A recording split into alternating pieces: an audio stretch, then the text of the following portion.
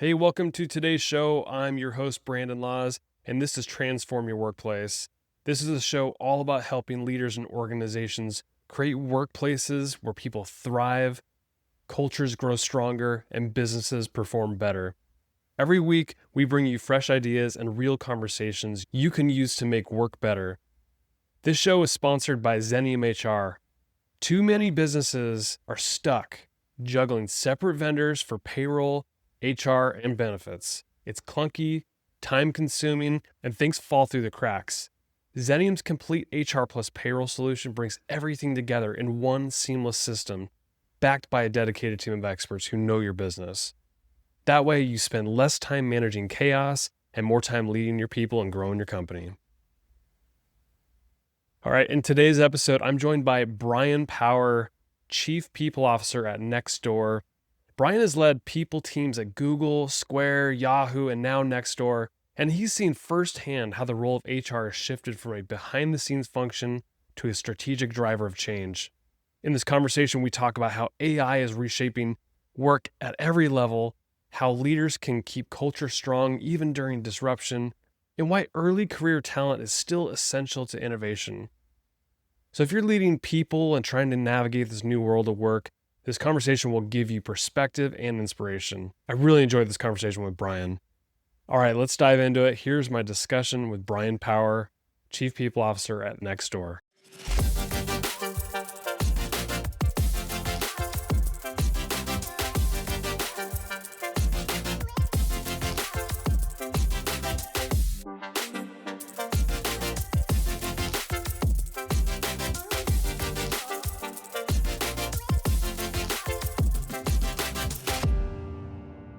Bryan, it is such a pleasure to have you on Transform Your Workplace. Thanks for coming on the show.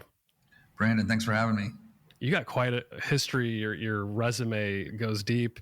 You've led people teams at Google, Square, Yahoo, and now at Nextdoor.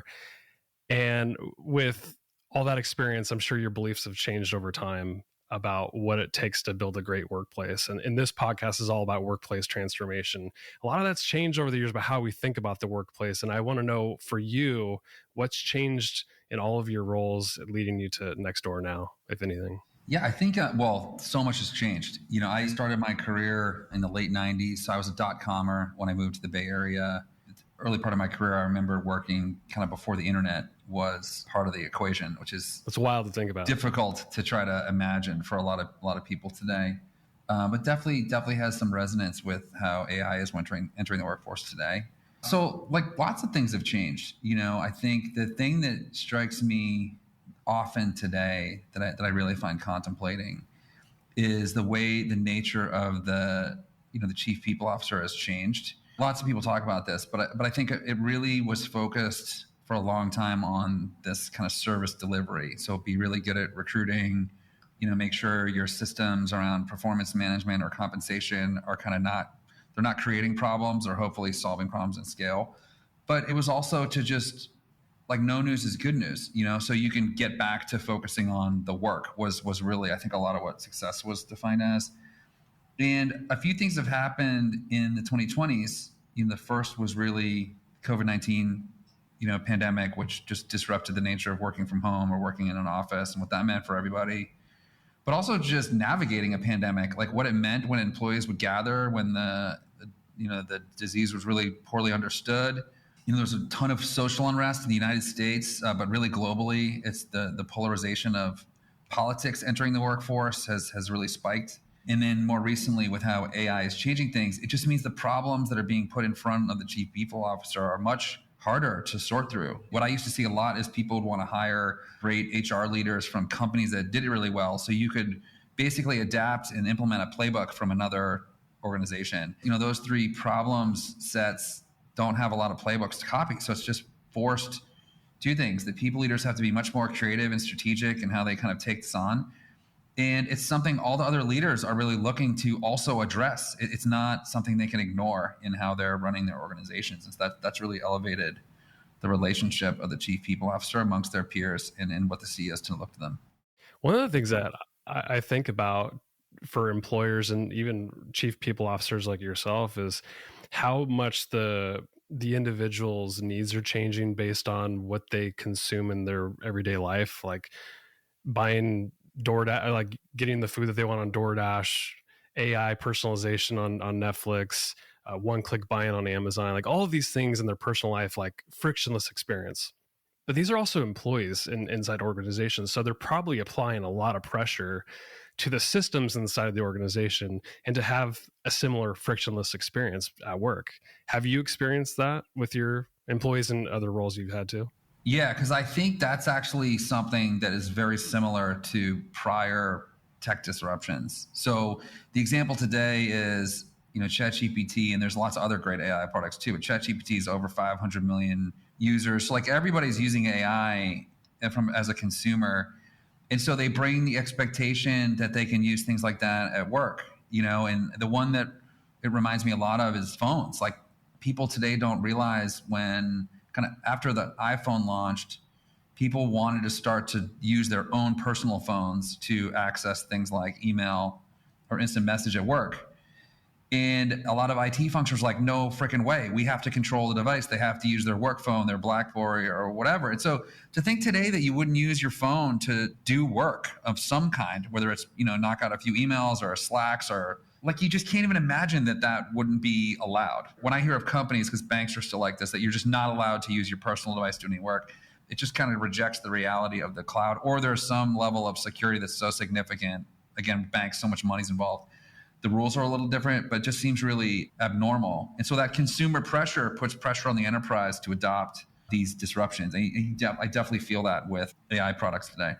With AI, I'm sure with small businesses, it probably feels like the Wild West. Enterprise level organizations that already scaled, they probably have the staff and the means to implement these AI tools, but it's changing so fast. So I'm like wondering how, not only in a chief people officer role, but like your technology leader, how fast are you working to implement these tools? Because I know that your people are probably wanting to use it. I mean, this is not news, but the pace of change related to AI is so dramatic. I think the way the LLMs are leapfrogging each other, the way new things come out, the way the hot thing from 6 months ago is already gone. Like it's really volatile. And I think that's difficult for enterprises because you tend to want to pay for something and then invest over time to really build it into your stack. And so it makes me anxious. I see something, I think it's great, and then I've already changed my mind on certain tools. So I think that what that means is we're all just really learning. The goal right now is to be learning at a really high velocity, because what I've seen, and I would say probably for the last 9 to 10 months, maybe a little longer now, like I'm really investing a lot of time myself personally, and increasingly with my team, the people team, on trying to figure this out, because the learning hurdles are real. It isn't like you kind of buy it and someone teaches you how to implement it and then it's integrated. It's disrupting the way teams work together, the way people get their job done. And there's all these related issues on people are worried it's going to replace them, which I don't think is going to happen nearly as quickly as people are broadcasting. So it really makes a mess of things. And the thing that's kind of very top of mind for me right now, and you've seen other chief human resources officers talk about this, is historically the decision to hire somebody or purchase software were totally discrete exercises. You can frame it as personnel and non-personnel if you really want to go back and how like the accounting treatment would be. So it's like not the same people discussing things, and usually any type of software buy, someone's going to be using it. So they don't really overlap. But what's narrowing really fast is the question of who's going to do this work. Is it going to be a tool or a person? And it's becoming more of a trade-off. Rapidly, it's becoming a trade-off. But again, some people feel like it's fake news that you can implement the tool to do a person's job, then there's that whole loop. But I think that it's a reason why the chief people officers need to be in charge of this, or at least, in the room. You can't do it differently now. Like I spend so much time with our IT and IS leaders, more in the last 6 to 9 months than I ever have, because of this, how to reconcile this. And so it's really fascinating. I find it really, really exciting. It's very, very disruptive, and that like right on the back of the work from home disruption is wild. Like the nature of work is really changing. Oh, it is. The disruption the last 4 to 5 years has been incredible. The AI stuff, it just feels like you're constantly behind because it's changing on the daily. You reshared something from Lars Schmidt, who I've had on the podcast before, about when ChatGPT 5 came out. Yeah. It like disrupted the GPTs we may have already created. So he had kind of modeled out like how to basically recreate within ChatGPT 5 for that framework. And so you're thinking about that kind of stuff. It makes me anxious too, of like, I've already done all this work and this learning, but it's just never done. Yeah. Do you feel anxious about it, or does it affect you in a way that's feeling like you're just not doing enough? Definitely. Although I'm also realizing more and more how many people aren't really doing anything either. Yeah, that number is really big. A great shout out to Lars. That was the best thing I learned this month, was rewriting all of my GPTs and asking it to just upgrade itself using the new GPT-5 capabilities. Hat tip to Lars. That was great. But I think what I've found, and we certainly see this at Nextdoor, and I talk to a lot of peers, they run the same thing, is a lot of the people you really want to become power users of AI, because they're just, every company has these people who are just wired in across functions and get like 10 times as much done as anybody else. They're really busy, and the time you have to really sink to learn how to make it go is significant. And it's not true that all of those people have just kind of dedicated themselves to rolling up their sleeves and teaching themselves.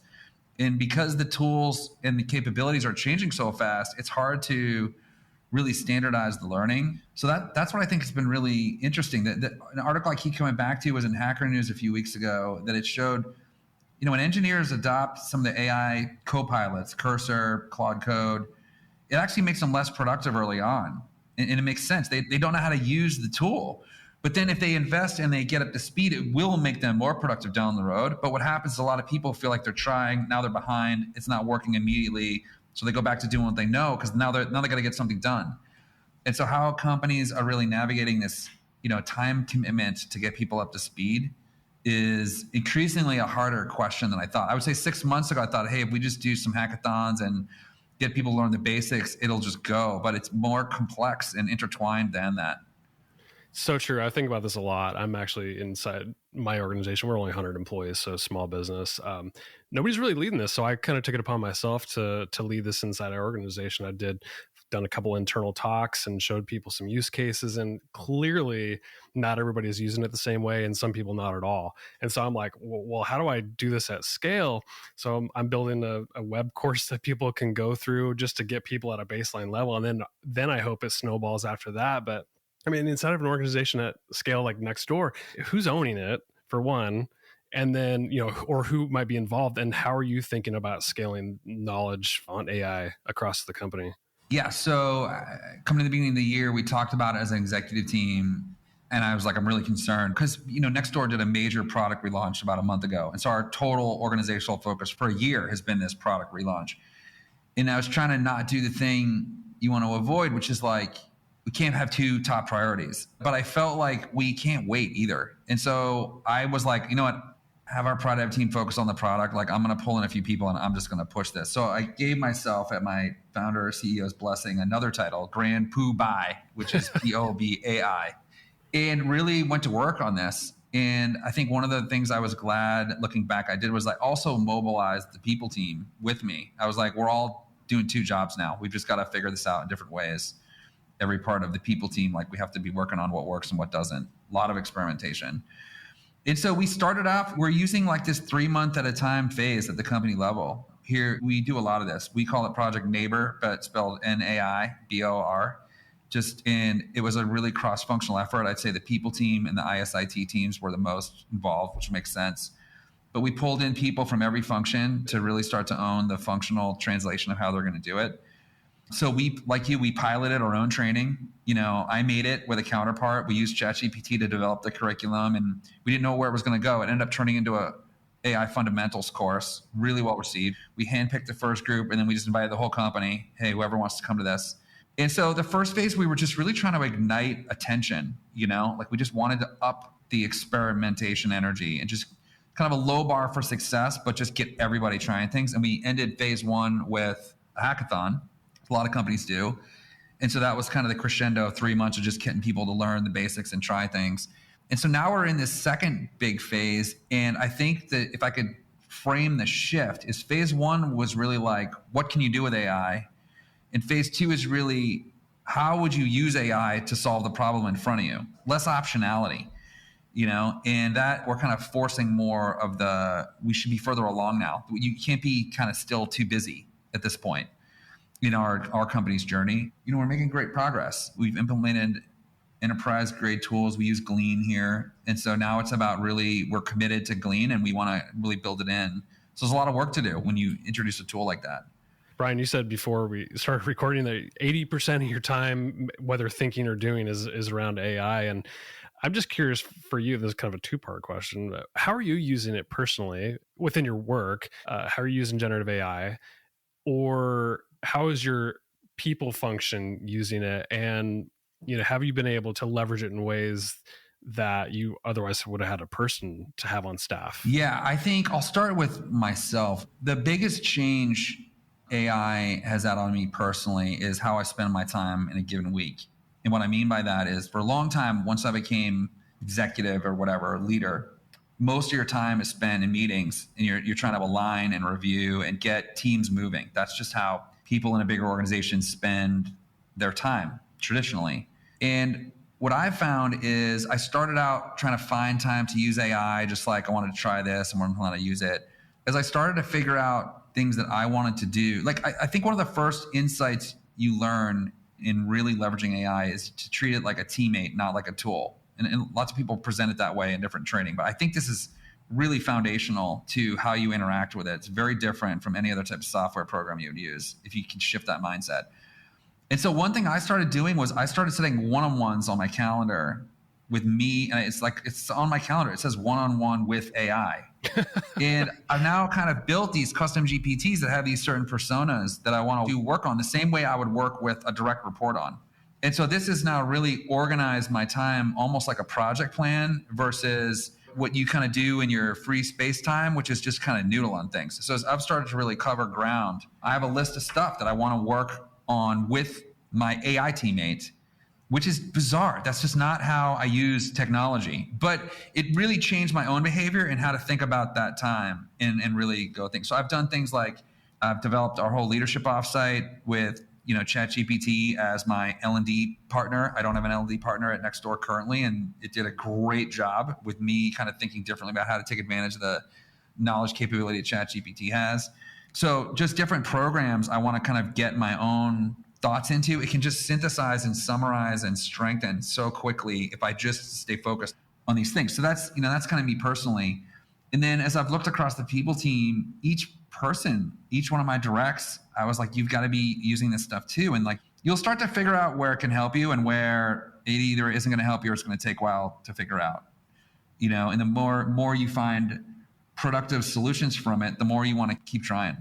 One of the things that I read a few weeks ago, I think Sam Altman came out and talked about how people were using ChatGPT as like for a therapy session, essentially. And I know like a lot of people struggle with mental health. I think you talk about mental health a lot. And as a chief people officer, you're clearly thinking about mental health. Are you encouraging people to use ChatGPT and other functions like that for coaching, mental health therapy, things like that? Have you used it? I'm just really curious how you think about this. So I feel, I've been a certified coach for a long time. And one of my criticisms of the coaching industry is too often they occupy a space a therapist should occupy, and they're not qualified to be a therapist. And it can lead to really dangerous outcomes. So I take kind of therapy and that type of mental health support really seriously, and you should be really careful, because if you have needs and you end up in a conversation or an experience where being with a trained professional is like really important, it can actually really backfire and make things a lot worse than if you just hadn't even started. So I don't love ChatGPT as a therapist. And it was great to see OpenAI kind of course correct and introduce functionality to shut it off if it gets to a bad place, so to speak. I think that's really responsible on their part. At the same time, I've got a ton of value out of framing ChatGPT to be a critic of mine. And I think you also learn early on that because it's ultimately really built on pattern matching at like a super, super high scale, it kind of leads to a bias to confirm that you're on the right track when you're doing stuff. And so this is another thing you learn kind of early on with working with AI tools. If you just position as like, what am I missing? Where am I biased? What have I not thought about? How can you make this stronger? That will get you a totally different type of answer than if you just ask what it thinks. It's like, oh, great job. You're awesome. So making it critic, I think, is really significant. Speaking of critic and bias, people are using generative AI tools and other AI tools for hiring. And I don't know if you use it at Nextdoor. I'm a little worried some people are using it in unintended ways because of bias that's built not only into these tools, but in how they're using it. How are you thinking about this as well in terms of how managers might be using this for hiring? I mean, I think a lot of the easy, immediate applications is how can you save time, particularly in preparation. I would be a little wary on having it to do the decision. I mean, maybe you can have it audit the decision of the group. But I was a recruiter for a long time, and I was the type of recruiter that would realize I'm interviewing someone in 5 minutes and who is this person again? And I would look up their LinkedIn and be like, okay, right. Okay. Yeah, sure. I got it. And what I could have done with AI, as far as just prepping me for the conversation now, is amazing. And I know a lot of recruiters have to balance the time of talking to tons of people, trying to build rapport quickly, trying to get a sense of stuff they've worked on. And you have to cover a lot of ground on the basics that I think ChatGPT can really help accelerate. Not that you can skip it, but that you can move a lot faster to building rapport and connection, just from the recruiting perspective. And same thing with hiring managers. You're trying to, I don't know that I would have replaced the hiring manager with an AI decision, but AI can really augment a lot of the work that recruiting teams do in partnership with their internal customers. And there's lots of creative ways to do that. This first big wave of AI has been generative AI, and I'm sure that's what we're talking about here is how are our people using it? How can we use it? But this next phase of agentic AI has really got me having some sleepless nights, because I think fast moving companies are going to adopt some of these strategies and become more really efficient and do repeatable tasks just so much faster. I do have some worries about how you're giving these AI tools access to go do whatever, click around on the internet or do certain functions a human used to do. How are you thinking about agentic AI, and are you using any of those tools yet? Definitely. So massive opportunity that is just not simple or straightforward. I was meeting earlier today and with my head of people operations, Shandy Ortiz. She's really downfield on thinking about how to implement Glean and build agents. The challenge we're thinking about today is, we haven't even really launched Glean yet. We officially launched it after a several month pilot. And we already have the same number of agents. It's 20% of our workforce if you counted each agent as an employee. It's already 20% of our workforce you could call as an agent. That's just in Glean. So how do you think about that? Who has the ability to give those agents permission to do what? You could have, in Cursor or in Claude, they could kind of do data pulls from Databricks or Snowflake that cost millions of dollars. It's too late. They've already done these things that can be very, very expensive. And so what's the oversight for that? You can't review everything. How do you fire agents? You don't want to just have everybody unleash agents on the workforce so it becomes this whole pool of bots that are bothering everybody that everyone ignores now. So we're really kind of starting out taking a very similar approach to how we would think about employees. You have to have a process to hire them. You have to have a process to evaluate their performance. You have to get feedback from people that they work with. You have to offboard them correctly. What happens if the best agent maker at Nextdoor leaves the company and they're the person that's the only one? There's all this complexity that it's just not as straightforward as automate the job, So, but I do think companies should be working on this. There's just clear advantages to having agentic workflows do a lot of the work that today is manual or managed by someone else. As a chief people officer, I'm sure you're a huge proponent of having a founder's mentality woven throughout the culture. I think it's probably easier in a small business to have that sort of mindset, but as you scale up or grow, I'm sure that sort of fizzles out as you bring more people into the organization. What sort of things are you doing to make sure that kind of scrappy owner mindset stays alive inside of a scaled up company? Yeah, I think the first thing I would recommend is to read the book, The Founder's Mentality by James Allen. He's a partner at Bain. And when our founder, Nirav Tolia, came back to be CEO at the beginning of last year, he connected with this really amazing thinker, James Allen, who had written this book a few years ago where he had studied hundreds of companies that outperformed, that was tied to the founder being present either as the CEO or on the executive team or as part of the board.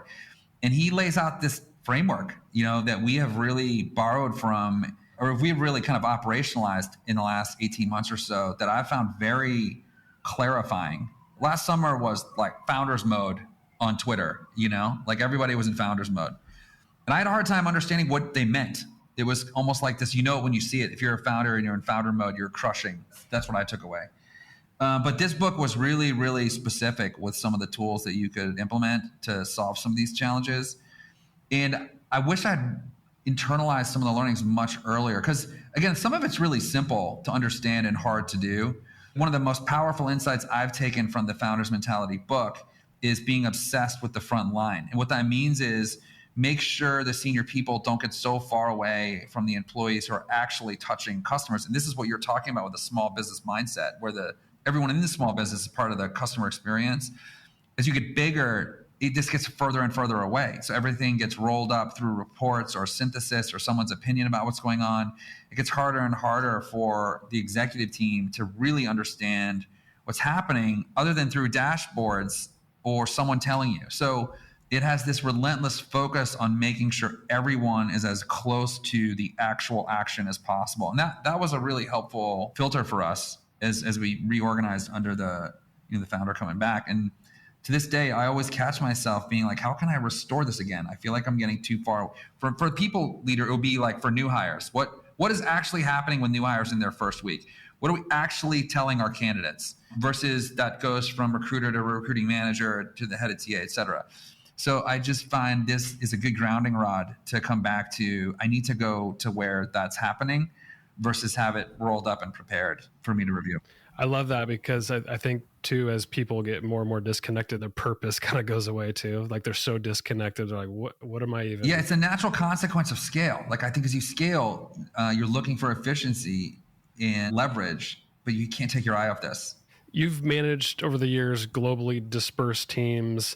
I'm curious how you balance like the global consistency of like processes to scale versus like flexibility locally and just like probably a microculture within a big culture. Yeah, one thing, I think the world is increasingly homogenized, especially younger people than it was maybe 20 years ago, where you really had to think about the friction between cultures and how particularly an American tech company might operate in another culture. So that's still a factor. You want to be sensitive to the way different cultures value different things. And it tends to play out in stuff like power dynamic and hierarchy. These are important in companies.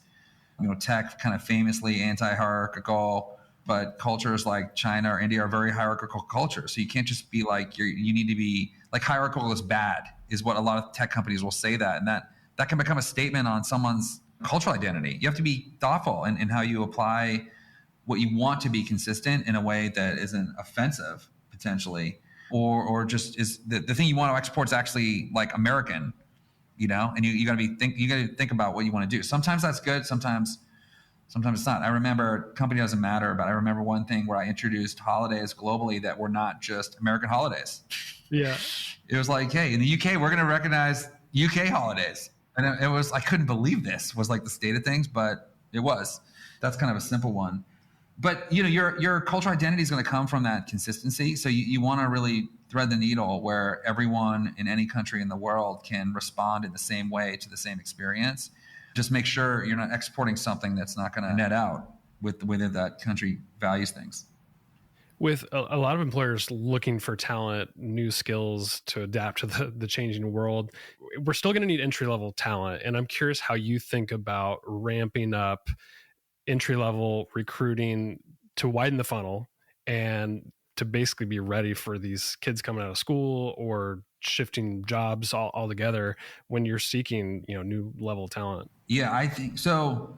I really feel for the recent class of new grads because the market's clearly turned away from them. I very much contrarian to this. I think this is a mistake. I think that every company that I've been a part of that values innovation has had a really healthy early career population. And it's important because what's in their DNA is not knowing things.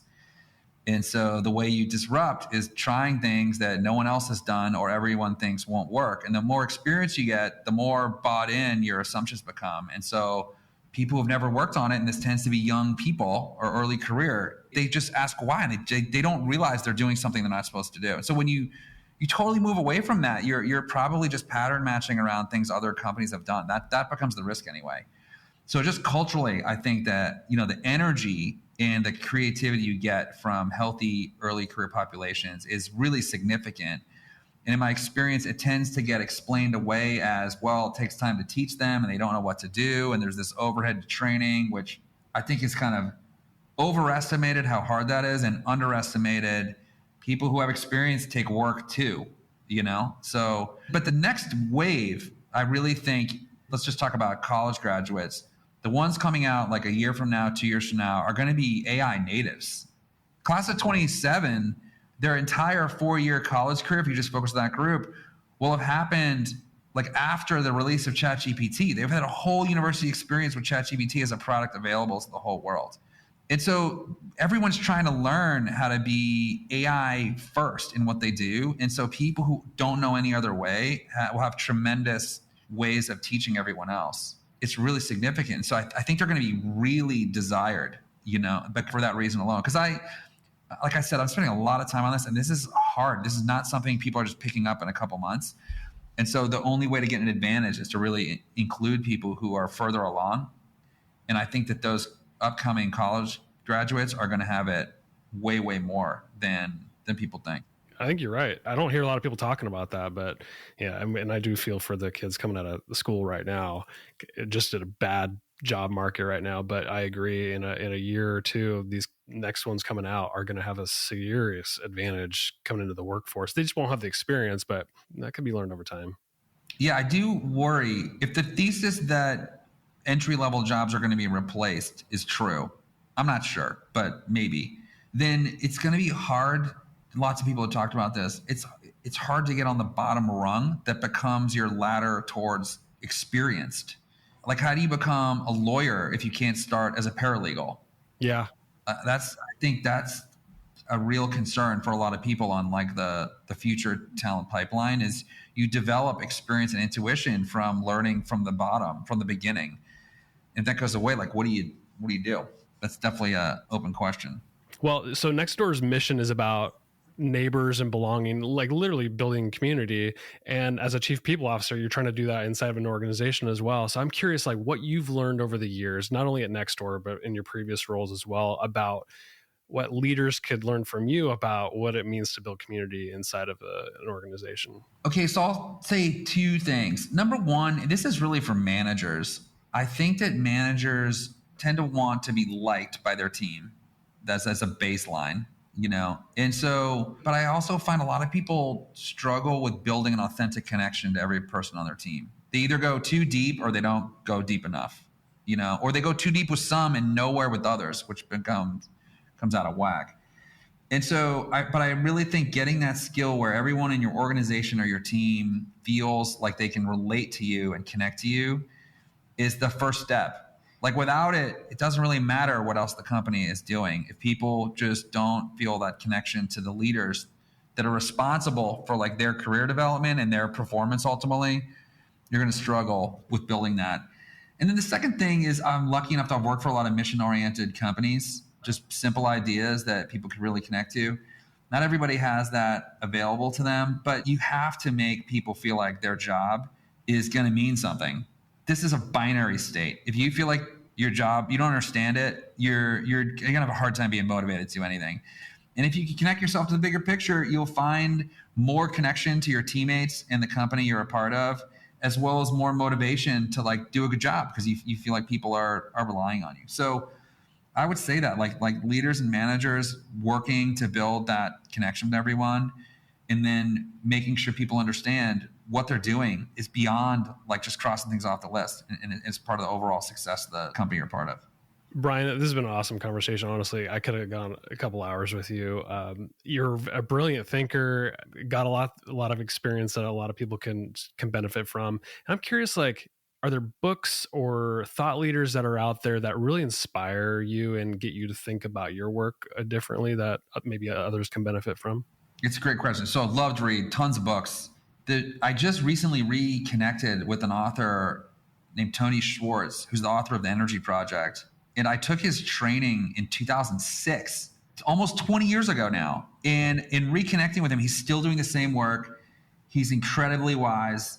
So I hadn't I've often thought about his work, but I reconnected with him recently, and it made me realize how deeply integrated his practice is into my own leadership style. It kind of took me realizing that I took the training 20 years ago and how second grain some of this is. And so it's incredibly valuable work for anyone. It comes down to a simple concept, which is you can't create more time, right? There's 24 hours in a day, and we all focus so much on getting as much as we can in those 24 hours. And there's just not enough. It's what everybody feels like all the time. But what you can do is really take steps to manage your energy, which is an infinite reservoir, the quality and amount of energy you create. So he's just written multiple books. His company is excellent with training for companies or for leadership teams on how to really maximize that understanding of developing the highest caliber energy you can to bring into the world. So I highly recommend any one of his books, but he's the CEO of the Energy Project, and I think that's a great takeaway. I'm going to put that on my reading list for sure. That's right on my alley. I read a lot too. So I always like to hear what people are reading because sometimes I just never hear about it. There's so many books out there and just so many brilliant thinkers that people should read more. There's too much scrolling and too many shows. Reading, seriously, got to come back to the books. Agree.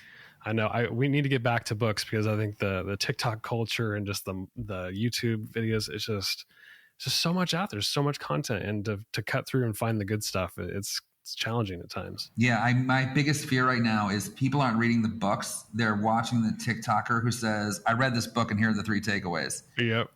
And of course, AI is synthesizing all that too. Like they're just getting Yeah, exactly. So people should just read the book themselves. That's what I think. Absolutely.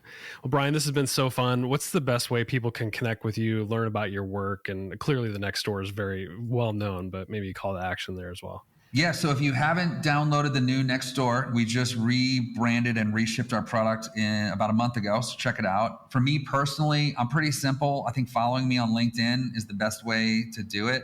Bryan with a Y, Bryan Power. I'm old enough that I still have like my whole name as my identity on these platforms, but that's the best place to find me. My guest today has been Bryan Power, the Chief People Officer at Nextdoor. Bryan, thanks for coming on the show. Appreciate you. Thanks, Brandon.